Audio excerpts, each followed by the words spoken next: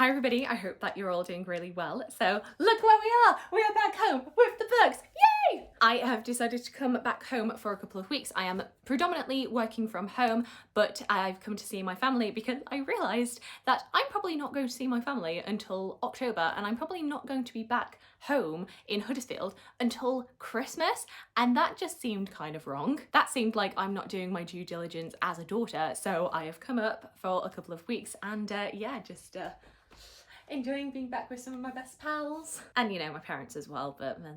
And yeah, I am here today to do a video that I have been wanting to do for quite a while, which is kind of my anti-bookish buzzwords video. I did a video a few months ago which was about my bookish buzzwords, the tropes that I hear that will instantly make me think, ooh, I desperately want to read that book. So this is the inverse of that. This is the different tropes, the different buzzwords that you might say when describing a book that would make me think, that doesn't sound like a bit of me. I don't think I'm gonna like that book. But with a little bit of a twist, I'm going to tell you about these anti-bookish buzzwords, but I'm also going to give you a recommendation of a book that includes these buzzwords that I actually like. Because I think the thing with tropes is that they can be done well and they can be done badly. And also personal preference is obviously a thing. Something that I find doesn't work in one book may work perfectly in another book. There might be things that the author is doing in terms of character and plot and relationships that circumvents the fact that I hate a particular trope. And so yeah, I wanted to talk about these today. The first anti-bookish buzzword that I wanted to talk about today is one that I have mentioned quite a few times, which is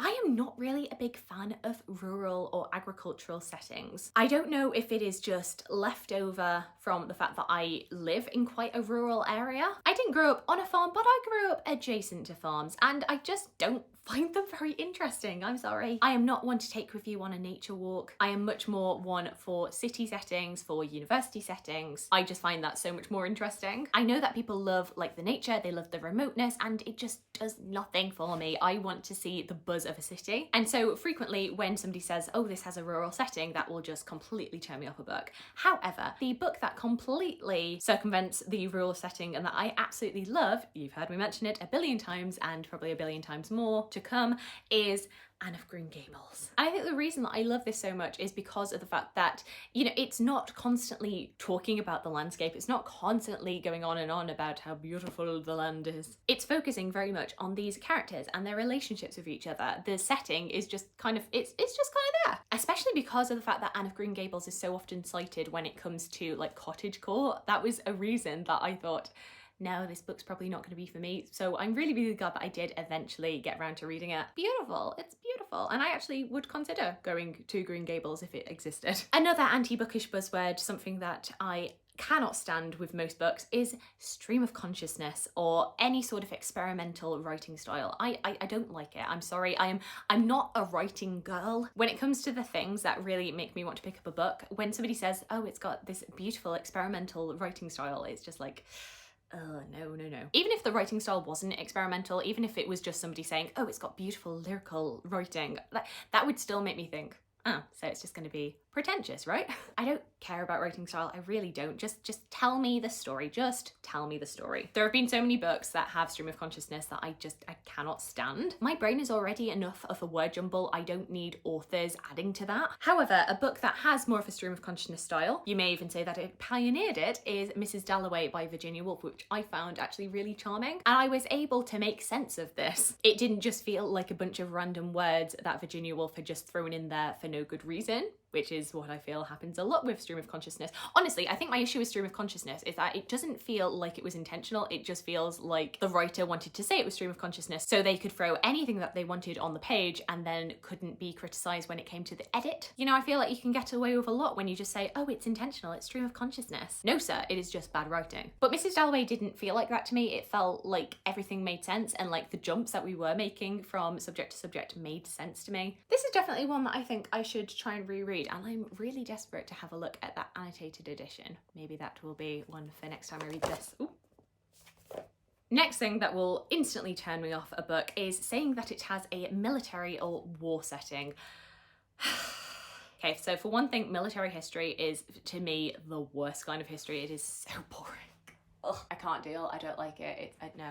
Even fiction that is set in wartime. Like, actually, no, it can be in wartime, but I much prefer to see things from a home front kind of perspective. Actually, in the middle of the fighting, no, I don't like it. I don't like it. I don't enjoy anything that is to do with like weaponry and violence and just pointless death. However, I have been in the past a reader of war poetry. And I think the reason why I tend to get on with war poetry is that most war poetry is incredibly critical of war. Most war poetry, especially of the Great War, which is what I've tended to read, tends to be like, yeah, this sucks, doesn't it? Isn't it terrible that we've been conscripted into this very pointless war for which millions of people are dying? I get why war happens. I get why it is important. I just don't like reading about it. I am grateful for those who do fight for us. I am glad not to be one of those people. I just don't want to read about it.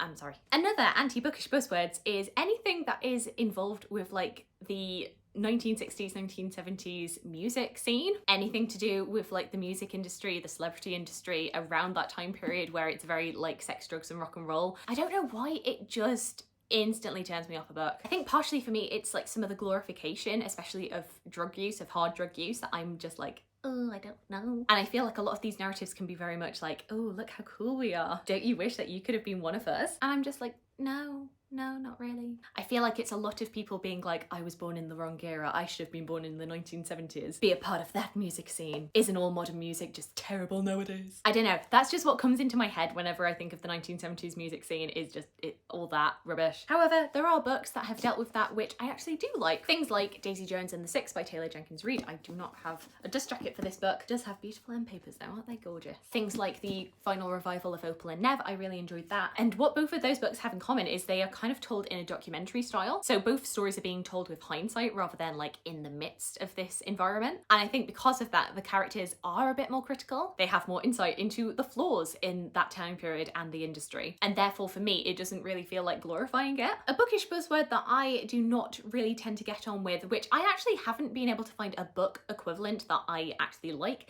is fairy tale retellings. Now, that might be a bit confusing because you will probably know I love a myth retelling, especially Greek myth retelling. I'm a big fan of that. But for some reason, fairy tale retellings just do not do it for me. I've read quite a few books that have like allusions to fairy tales, or they'll have like a modern narrative and then a fairy tale narrative interwoven into the book. I remember that being the case for Orange is Not the Only Fruit. I remember every time I would read like the fairy tale chapters, my brain would just instantly turn off and I'd be wishing to get back to the contemporary narrative. I don't really understand it because like I'm a massive Disney fan, so clearly I like a bit of fairy tale, but maybe I just don't like the subversion to the fairy tales because the Disney like looms so strong in my life. I'm not quite sure. The only like fairy tale retelling that I have ever liked isn't even a book. It is Into the Woods, the musical, the original stage show, not the film. And even that was a bit of a grower on me. It was one that I had to listen to again and again to really appreciate. But yeah, so far I've not been able to find a fairy tale retelling book that I've really enjoyed. A trope that I think you will know, especially if you've been watching my videos since 2020, that I really do not like is the witchy wise woman trope. And the reason that I say about 2020 is because I read like 3 books that had this trope in a row and I just don't like it. And because I read quite a bit of historical fiction, this crops up quite a lot. And I think the thing is, I just don't like how it's often employed. It's usually used as a not like other girls indicator. You know, there's this one girl in the town who is different to everybody else, and how do we know that she's different? Because she has witchy powers, or at least they accuse her of having witchy powers. And it's always done in a this girl versus all those other stupid girls who don't have witchy powers, and that's how you know that they're not special. But this girl is because she has magic. It's interesting how I grew up with Harry Potter and really loving Harry Potter, and yet I don't really care for much fantasy aspects in my books. Don't really know what that's about, you know? And so yeah, the only book that I've been able to kind of get on board with the witchy wise woman trope, and once again, you will know from my review video of this that it was a grower. It was one that I had to actually read again to really appreciate and really understand what Maggie O'Farrell was doing with this trope, was Hamnet by Maggie O'Farrell. And the reason I like this is that I feel like as you get further on in the book, especially after, spoiler alert, Hamnet dies, you actually see the main character of Anya's lose her witchy ability, and it feels like her grief has completely subsumed her witchy ability. And we see also how as Anya's is on like a come down from her grief, that her husband William is on the up and he's starting to show more promise with his plays. And I quite liked the juxtaposition there. I actually felt like it was cleverly being used rather than just being she's witchy for the sake of her being different from everybody else in her town. I think my dislike for this just comes from a place of, why do we have to isolate individual women to show that they are better than everybody else? Why does a woman have to be better than all the other women? What's wrong with all of the other women in the town? Why do we have to criticize them to put this one main character up on a pedestal?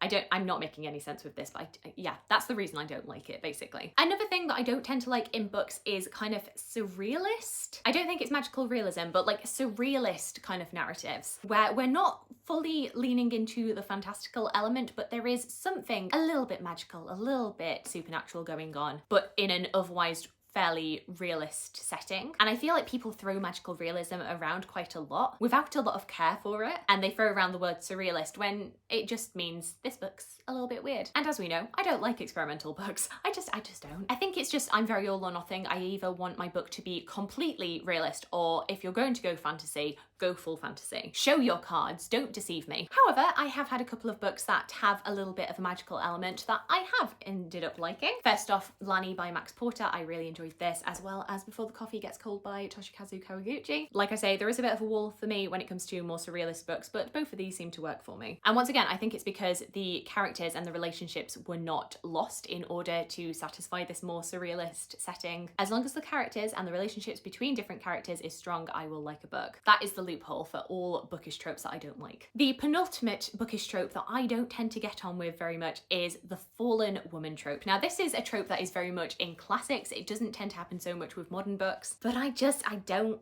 like it. And I feel like I'm pretty understanding and accepting of a lot of like very dated tropes. You know, I often hear people talking about classics and how they didn't get on with them because they didn't agree with a lot of the sensibilities. And for me, I feel like I can kind of like put my own brain, my own modern conceptions away for most things.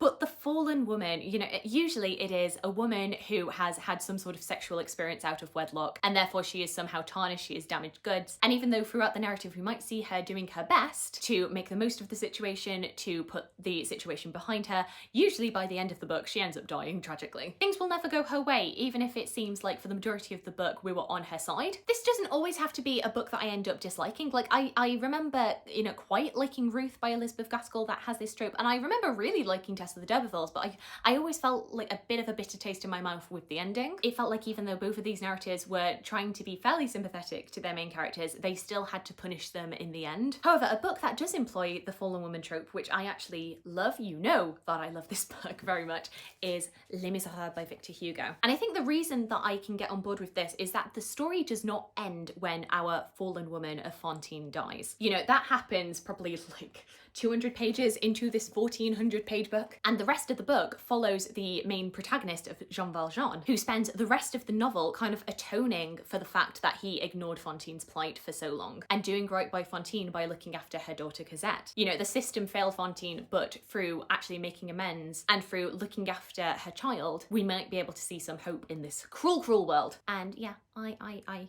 this is a version of it that I don't hate. And in fact, I love it. I love this book. You know I love this book. And then the final bookish trope that I cannot stand, but it happens so very often, especially in this genre that I am about to discuss.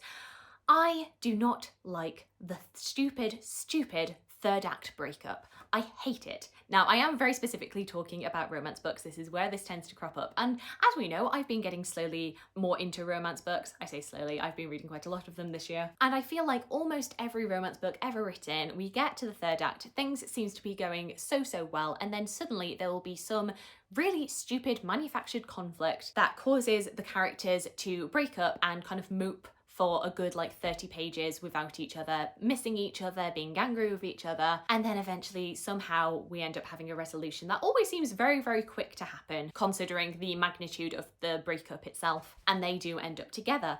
And I hate it. I don't like it. I know why it happens. I know that otherwise we would have a completely smooth sailing story where there's no conflict, but I feel like especially a lot of the time when it comes to these third act breakups, they come out of nowhere, and often to justify them, characters end up acting completely out of character. It was my main issue with Get a Life Chloe Brown. I felt like both of those characters had been communicating really healthily and it had been great at that all the way through, and then they have their third act conflict and breakup and they act completely out of character. They're not talking to each other. They're being like, I'm not even going to listen to you. And I was like, well, that's funny because for the rest of the book you had been listening to each other and you had been considerate of what the other was trying to say to you. So why now? However, I have had a couple of books where I felt like they've been able to either not do the third act breakup, or at least not have that conflict be quite as obvious and quite as formulaic. For example, You and Me on Vacation by Emily Henry uses this. I think what is clever about it is that there are two timelines, and we know right from the beginning of the book that at some point in the narrative, Poppy and Alex have had a disagreement. There has been some big bad thing that has happened that has meant that they have been separated. So we kind of expect some conflict going in. We know it's going to happen, but we don't know why. And therefore you're kind of keeping your eye out for it, and you're not completely blindsided when it does happen. Another instance where I feel like the author was able to subvert this trope really well was with the fourth book in the Bridgerton series, which I have just read, which is Romancing Mr Bridgeton. It is Colin and Penelope's story. And there are so many instances in this book where you feel a third act breakup is going to happen, or some sort of breakup is going to happen, some sort of big conflict that means that Colin and Penelope are just not going to talk to each other, because they do disagree about things. Conflict does occur, but what I found really lovely is that every time I would start to think, oh god, this is going to be the moment where they say something that they instantly regret and they end up breaking up because of it, each time they would keep talking to each other. The argument would keep going, and eventually they'd be able to come to some sort of agreement and understanding with each other, and they'd end up being stronger. And in fact, the big third act conflict that happens is not a breakup, it's actually something that is happening outside of the main couple, without spoiling things too much. And I just much preferred that, and I was quite surprised to see that, especially knowing what the third act breakup conflict was in the first Bridgerton book, which is by now infamous. So this was like a welcome surprise. So there we go, those are all of the little anti-bookish buzzwords that I don't really get on with, all of the bookish tropes that I kind of hate, but with a bit of positivity, because there are books that employ these that I actually love. Do let me know if any of these ring true for you, or if you love some of these tropes that I've talked about, and let me know about any anti-bookish buzzwords of your own. I'd love to hear from you. I hope you're all having a fantastic, fantastic day, and I look forward to talking to you again soon. Thanks.